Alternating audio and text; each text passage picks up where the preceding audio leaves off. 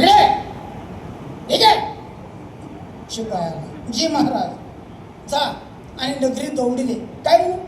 आपल्या राज्याच्या राजाशी तलम पोशाख घालायचा आहे. जो कोण तलम पोशाख आणून देईल त्याला ह्या राजाचं प्रदान करण्यात येईल. आणि जर पोशाख तलम नसाल तर फाशी शिक्षा. गेला शिपाय आणि नगरीत दौडले गेले. ऐका ऐका, आपल्या राज्याच्या राजाशी तलम पोशाख घालायचा आहे. जो कोण तलम पोशाख आणून देईल त्याला ह्या राजाचं प्रदान करण्यात येईल. आणि जर पोशाख तलम नसाल तर त्याला फाशी शिक्षा.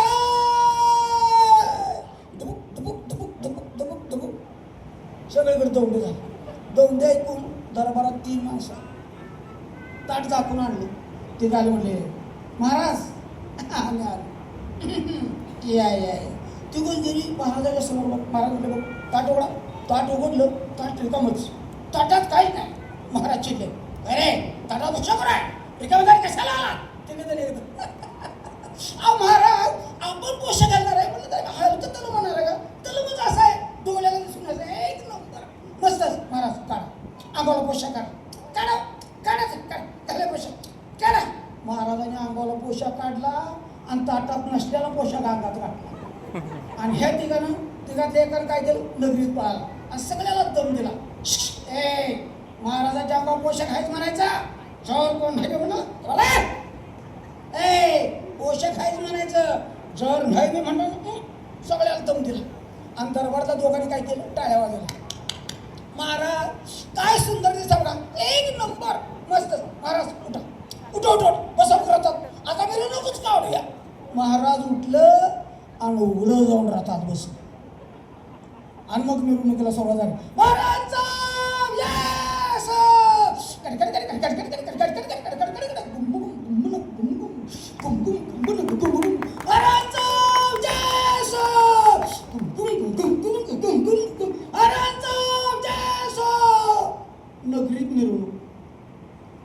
नगरीत मिरवणूक आल्यावर राजांची मिरवणूक आली म्हणून महिलांनी वबाळायला गर्दी.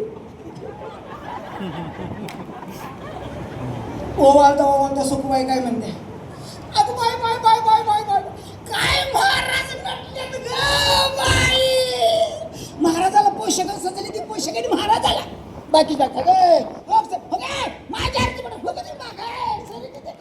अगं बाय बाय बाय बाय बाय काय नटलेत ग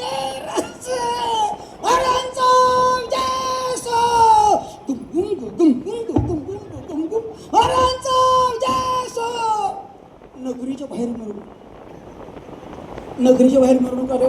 दमक्या काळ्या बाळ्या 6-6 वर्ष 2 पोरं पाण्यात खेळत होती. काळ्या काय म्हणते बाळ्याला हे बाळ्या इकडे इकडे काय काय काय इकडे त्याला गमतो कुठे तकडे होती कुठे तकडे होती कुठे तकडे होती. आपण बी नागडा राजा बी नागडा.